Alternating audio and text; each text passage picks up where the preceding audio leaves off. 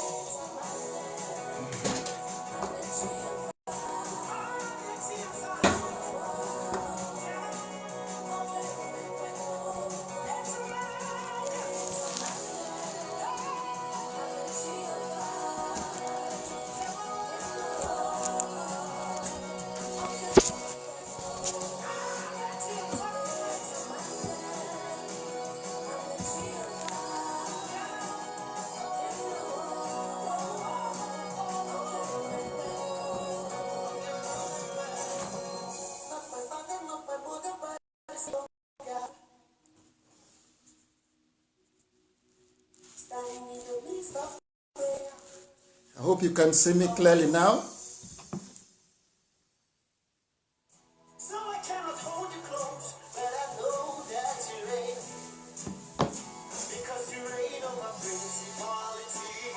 Wow. Thank you very much, Minister Ita,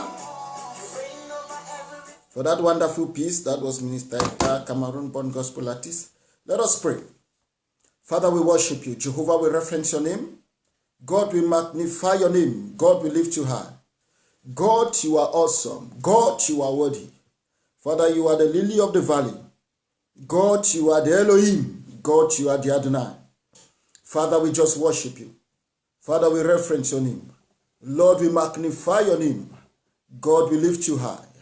You are the mighty God. You are the great I am. Father, you are the Elohim.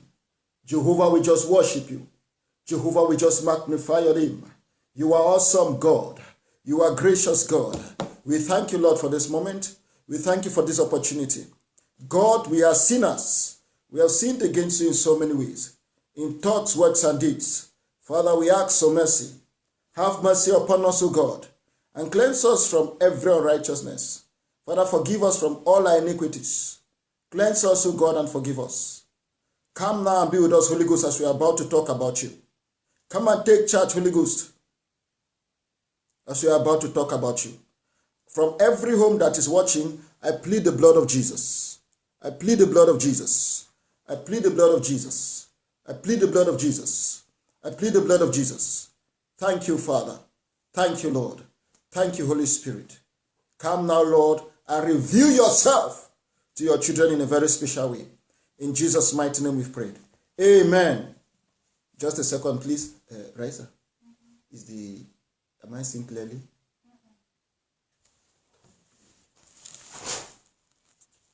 Just a second, I want to make the lights clear.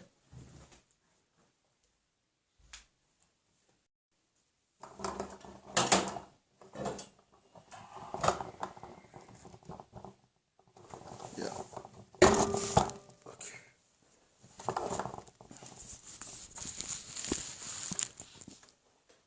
Okay.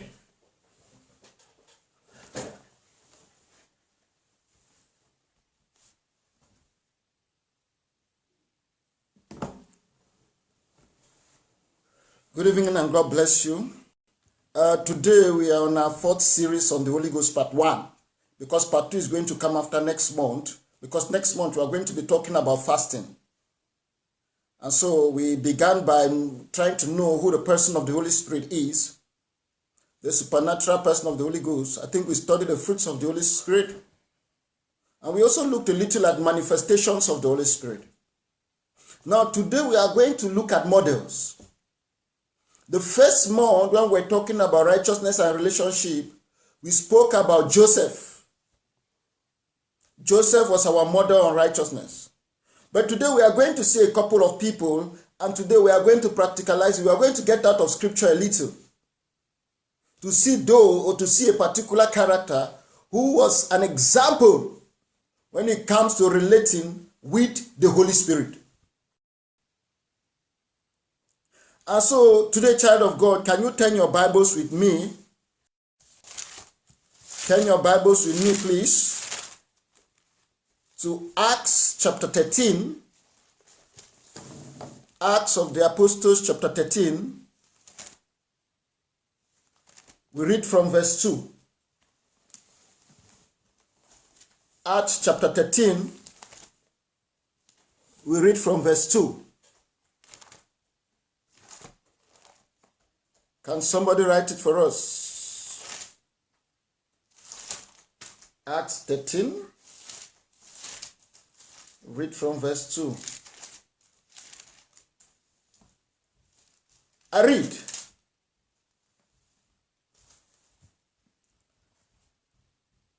As they ministered to the Lord and fasted, the Holy Ghost said, "Separate me Barnabas and Saul for the work whereunto I have called them." The Holy Ghost said, "Separate me Barnabas and Saul whereunto for the work I have called them." Child of God, when we study Apostle Paul, the dimensions he operated in, the realms he operated in, it is not Apostle Paul per se. It's on its own, as chapter 13 verse 2. It is not Apostle Paul per se, but it is the Holy Spirit. You know, if we are giving me the opportunity to name Acts of the Apostles, I'm going to name that book The Work of the Holy Spirit. Because whatever they did, it was the Holy Ghost. And that is why consistency, whether you like it or not, without the Holy Spirit, we are noisemakers. Now, can somebody turn with me to Acts 15, verse 28? Acts 15, verse 28. We are laying the foundation. Acts 15, 28. Acts 15, 28. I read. "For it seemed good to the Holy Ghost and unto us to lay upon you no greater burden than these necessary things. For it seemed good to the Holy Ghost and unto us that we should not put burden on the Gentiles." Because some of the believers were saying that for the Gentiles to be saved, they must be circumcised as Moses commanded. And they brought the matter before the apostles, and the apostles sat down, and the apostles and the others sat down to consider the matter. And when they looked into it, after Peter had made his case, they wrote back to the Gentiles, telling them that in accordance with the Holy Ghost and them, there is no need to lay any extra burden. Child of God, what is this to mean? It therefore means, child of God, that these guys related with the Holy Spirit on a personal basis. The problem of the church today is that we don't relate with the Holy Ghost on a personal basis. These people related with the Holy Spirit one-on-one. The first one said it was the Holy Spirit that called Barnabas and Saul and our Apostle Paul and assigned them for the work they were going to do. The second one we just read, the Holy Spirit that the fact that Gentiles must not be circumcised in the order of Abraham. But why is it that we seldom see this very close relationship today in the body of Christ like it was then? When the Bible says Christ is the same yesterday, today, and forever. Can we still have that same relationship that the apostles experienced? Child of God, with no doubt in my mind, with no doubt in my spirit, I will tell you, yes, we can have that same relationship. Now, if you turn with me to Acts of the Apostles chapter 5. Acts of the Apostles chapter 5. Acts of the Apostles chapter 5. Reading from verse 12 to 40. Thank you very much, Brother Bile. Acts of the Apostles chapter 5. Reading from verse 12 to 40. Now, child of God, something struck me in that particular passage. The Bible says, and God worked so many miracles by the hands of the apostle that they were very feared by those that saw them, and believers were added unto their fold. Because of these dimensions of signs and wonders, believers were added unto their fold. And so it was not only the ministration of the word, which is very important, but it was also the demonstration of power. And I've always said, the word without power is noise making. And power without the word is divination. They must marry each other. Paul Apostle says, for the kingdom of God is not in talk, it's not in making noise. The kingdom of God is in power.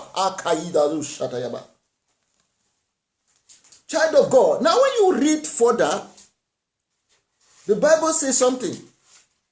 When you look at that, Acts chapter 5 from verse 12 to 16.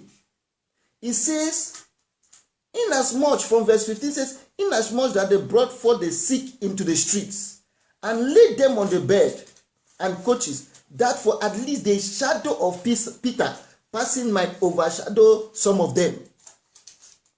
The Bible says, and they brought sick people, put them on the streets, so that Peter's shadow might overshadow them. That means the apostles operated in a dimension where they did not have to lay hands. They did not even have to speak. It was just Peter's shadow. As Peter's shadow was passing, people were receiving their healing. As Peter's shadow was passing, people were receiving their deliverance. Child of God, this same Peter was the person that denied Christ 3 times. But again, he redeemed himself. In the Gospel of John, when Christ asked him 3 times, Simon Peter, do you love me? Now, these 3 times Jesus asked Simon Peter was redeeming the 3 times that he denied Jesus. And you realize that when the Holy Ghost came upon Peter in Acts chapter 2, Peter preached and 3,000 souls were saved. Sir, it takes years for a church to grow to 3,000. Sometimes people minister as pastors all their life and they don't have a capacity of 3,000. In fact, if a man of God has a church of 3,000, he's a successful man of God. But can you imagine that Peter, who denied Christ, immediately encounter with the Holy Ghost? In his one preaching, he had a church. 3,000 souls were saved. You can understand the dimension that Peter was operating in. He so operated in that dimension that the population was so much that he could not even speak, or he could not touch. If Peter started laying hands, he would lay hands on Walifu. So he just began to walk. As he was walking, his shadow was touching people, and that is how they were healed. What made these guys so associated with the Holy Ghost that even their mere shadow could bring breakthrough to Jesus? This has been my worry. Now, let us go to Acts chapter 19, verse 11 to 12. Let's go to Acts chapter 19, verse 11 to 12. We are laying the foundation. Acts 19, verse 11 to 12. Now,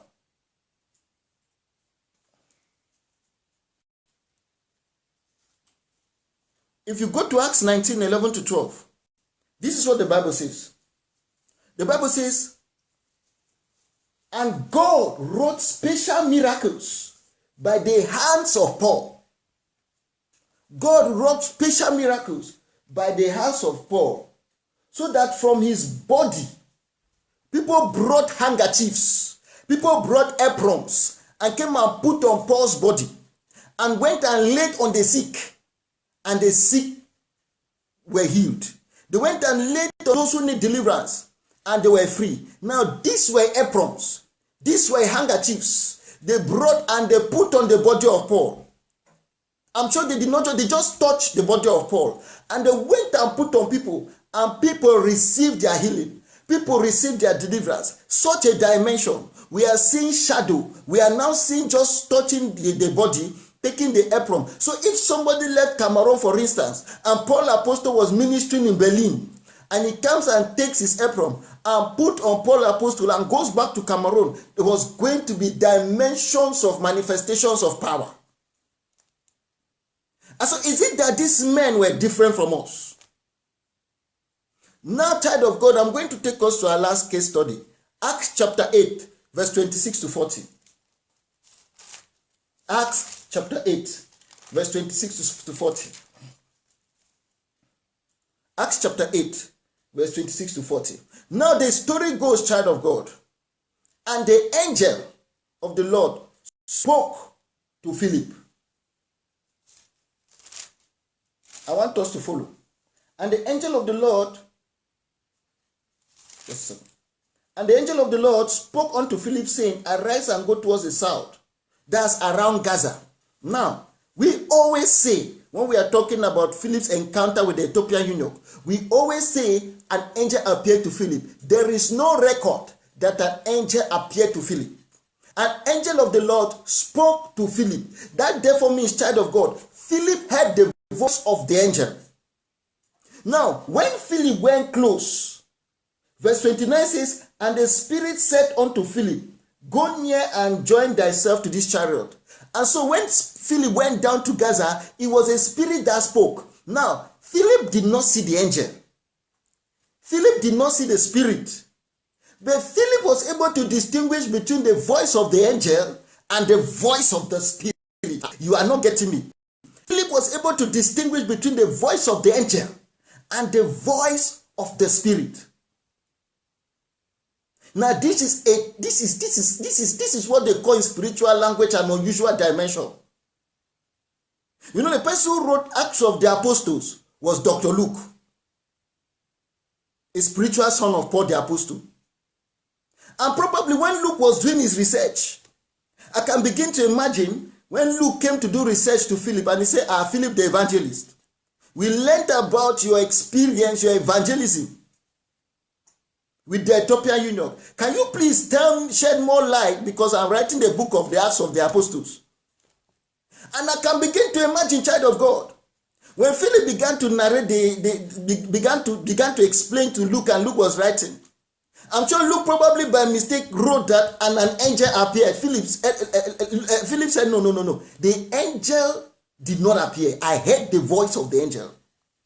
I am very certain that the first voice I heard was the voice of the angel, and the second voice I heard was the voice of the Holy Spirit. Child, such a dimension that a human being could distinguish between the voice of an angel and the voice of the Holy Spirit. Child of God, can we have such dimensions today? Do we still have people that relate with the Holy Spirit like people of the past used to relate with the Holy Ghost? Child of God, I told God, I said, God, if you are the same yesterday, today, and forevermore, if you are the I am that I am, if you are a God who changeth not, if you are a God that says, come and let us reason together, if you are a God that brings into existence the things that are not as though they were, if you are a God that structured the earth and laid the foundations of the different corners of the universe, then God, what happened in the days of the apostles can happen today. And I began to cry to God, and child of God, the heavens were open.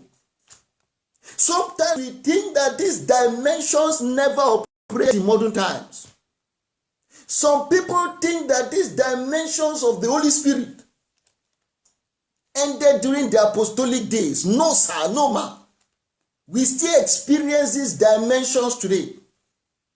And there was a lady that I began to study.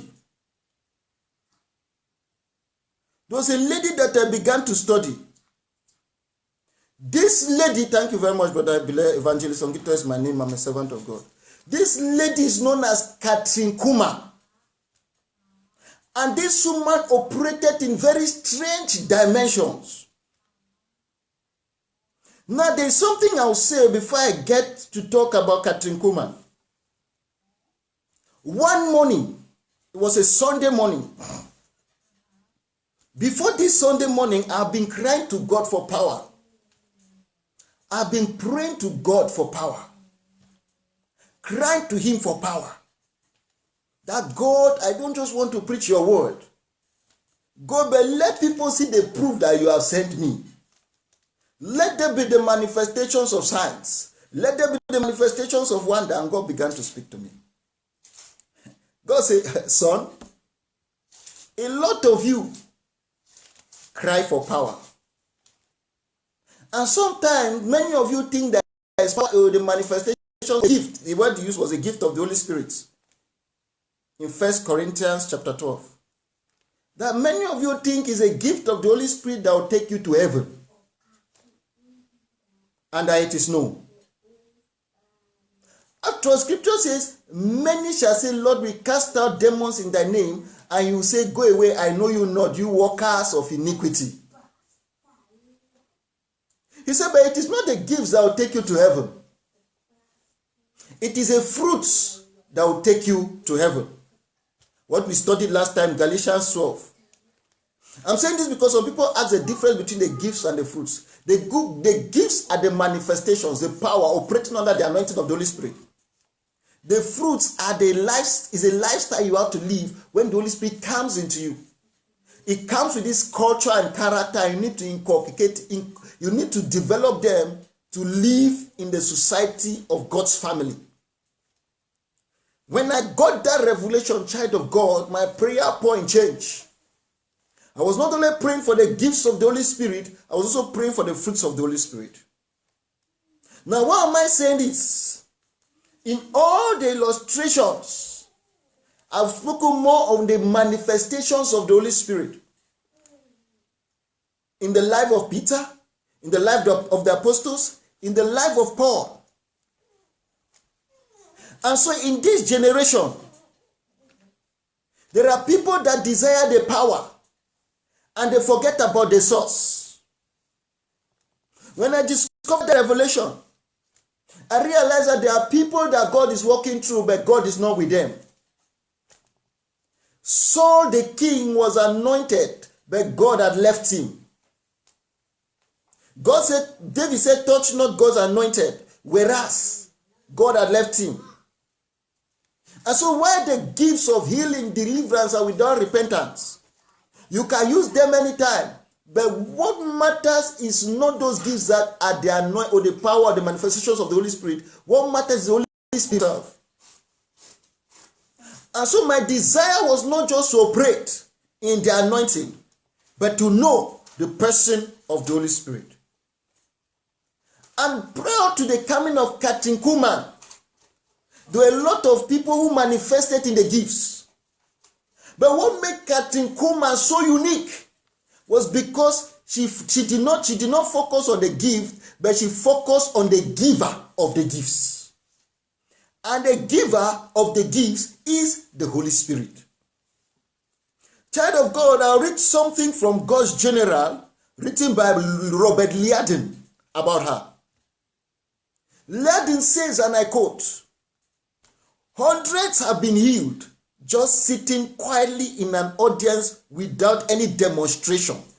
That means as they were sitting quietly, hundreds received their healing in her meetings. There were not sermons. Sermons were not even preached sometimes. There was no song sung sometimes. No light or prayer. No screaming.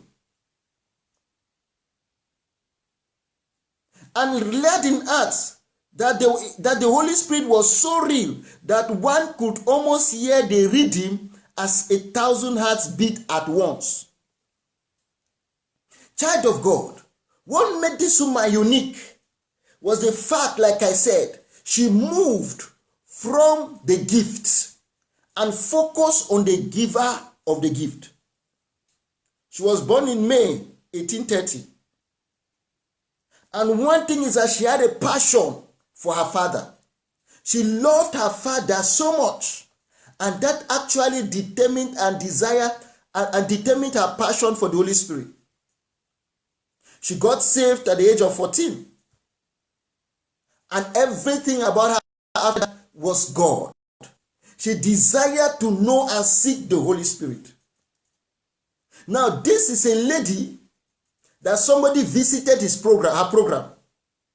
And after seeing the manifestations of the Spirit, she went back. He went back, and this is Pastor Benin. He went back and prayed a prayer and told the Holy Spirit that he wanted to know the Holy Spirit like Kathryn Kuhlman knew the Holy Spirit. And child of God, I think this was in the 20s. And there was a presence that encompassed his room. Now there's a story about Kathryn Kuhlman that shocked me. She went for a crusade. The crusade was so jam-packed. They usually call Kathryn Kuhlman Miracle Crusades. It was so jam-packed that there was no way for her to pass through the door and go and start the program. Child of God, I further read that she decided to go through the kitchen. And I'll tell you something. Those who were cooking in that kitchen were Muslims, not even Christians. But they said as Kathryn Kuhlman entered the kitchen, all the Muslims fell under the anointing. Thank God that no one fell in the hot pot of soup. The stories about her sometimes are mind-blowing. She knew, she spoke and related to the relationship like a man would relate with his wife. She gave up everything for that relationship. And everywhere she went, there were unusual dimensions of signs and wonders. Sometimes she will cry that they should not grieve the Spirit because she is the only one she got. I remember watching one of her tapes, and she said you could take everything away from her. You could take everything, but don't take the Holy Spirit away from her. Sometimes I was humbled when I listened to her and wondered whether she was an extraordinary human being. But what is it that made these people unique? Why were they so close to the Holy Spirit?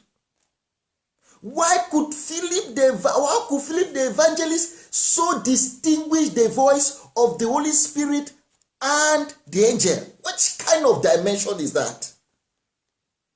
How will Paul be so in revelation that he does not know whether he was in the flesh or in the spirit? What kind of dimension is that?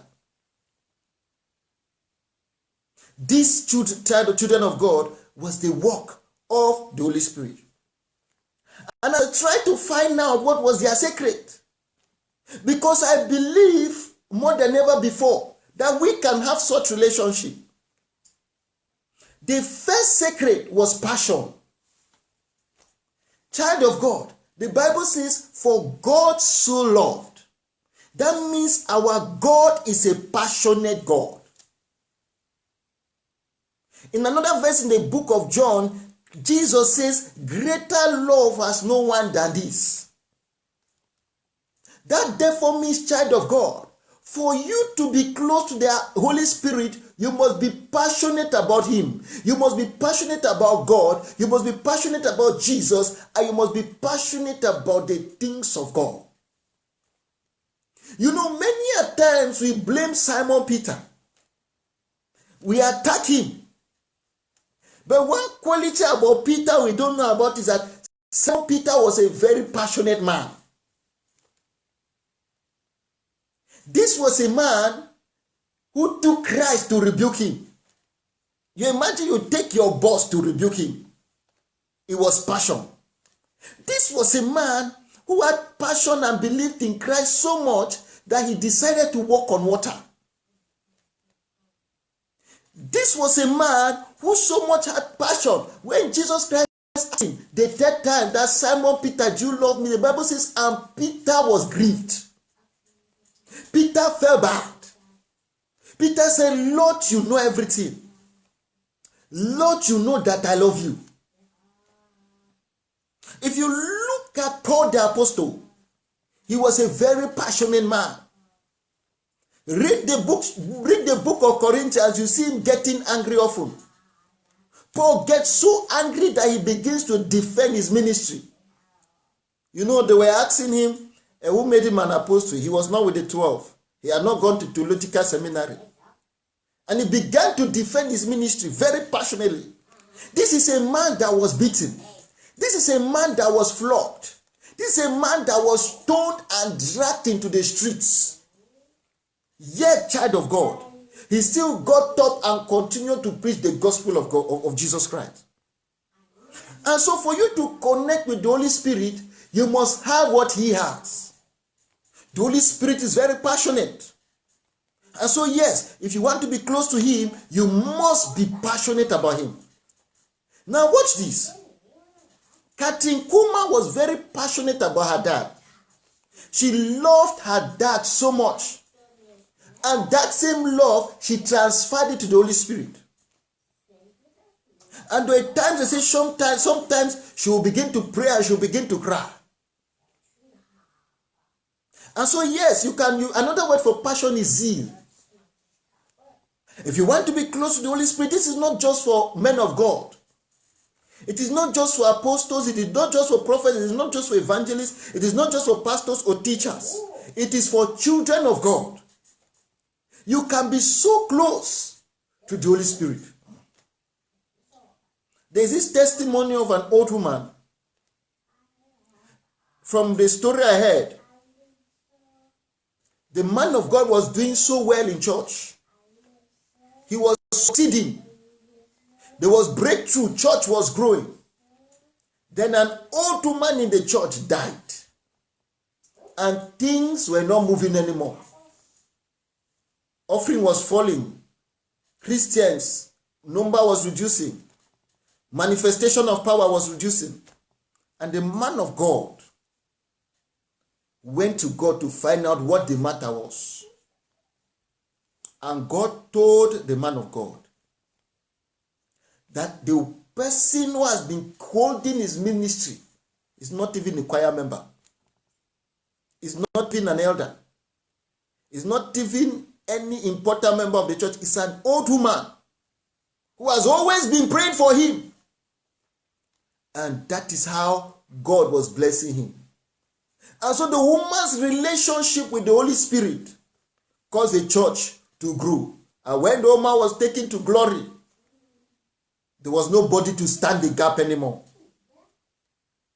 Secondly, child of God, you must not just have the passion and the zeal, but for you to be close to the Holy Spirit, you must be prepared to serve God. You imagine that the first time Peter had an encounter with the Holy Spirit, he came out and began to serve. Paul the Apostle, even when he was flogged, he was humiliated, he was stripped naked, he was beaten. After that, he came back and began to serve. Philip the evangelist, he so served God that at a point in time, when he had finished communicating with the evangelist, he disappeared. The Spirit of God carried him. This lady, Katrin Kekuma, before she went into a program, she spent time moving around, praying and crying. I read somewhere that you could see her face in tears. And after the program, she was still trying to serve. And so you cannot want to have a relationship, very close and intimate relationship with the Holy Spirit, if you, child of God, you don't want to serve. Zeal is not enough. For the manifestation is in service, not in zeal. The third thing, child of God, is prayer. You cannot be close to the Holy Spirit if you don't have a prayer life. What is your prayer life? Yes, the Bible says you are made for signs and wonders. But child of God, for you to manifest those signs and wonders, you must be a person of prayer. Paul says all creation groans.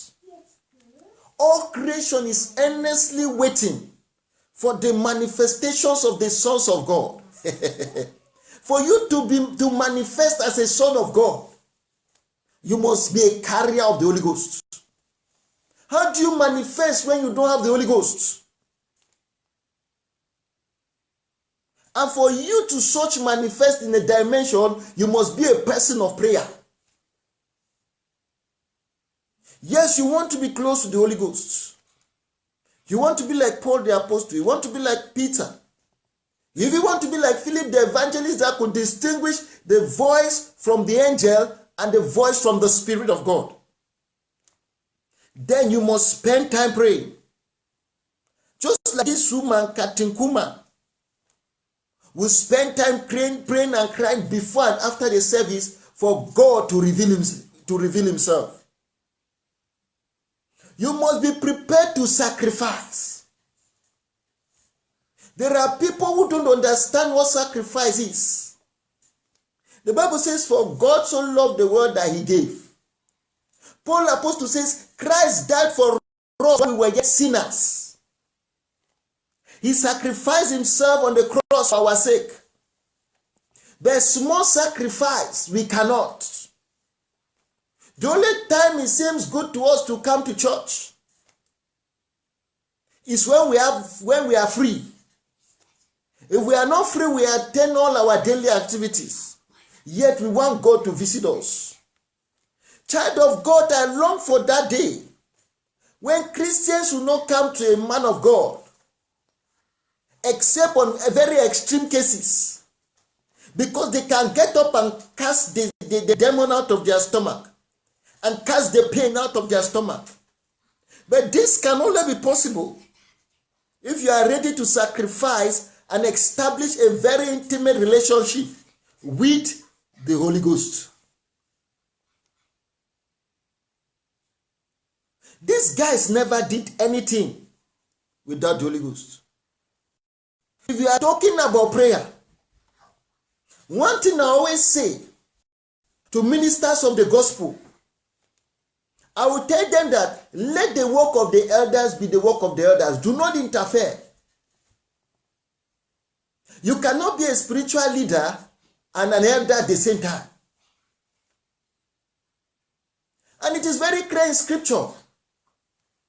As a servant of God, as a minister of the gospel, your duty is to fellowship with God. Like Moses did, you come and bless the people, like you go back and fellowship with God.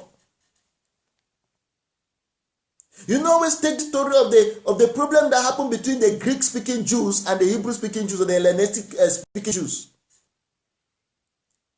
They were having problems that the Greek-speaking Jews said their widows were not treated well, vis-a-vis finances and poor. And they brought the matter before the apostles to consider the matter. And the apostles said they cannot leave the ministration of the word to serve tables.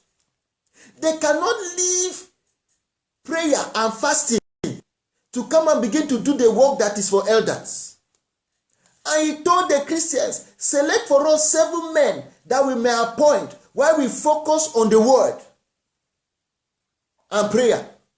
I think the real translation is while we focus on the ministration of the word and prayer. So the rule of a servant of God is to spend time in the presence, to be very efficient, and leave the rest for them. If they mismanage it, God will deal with them, because your grace is alive, because you are spending time with God. Amen. And so yes, children of God, you cannot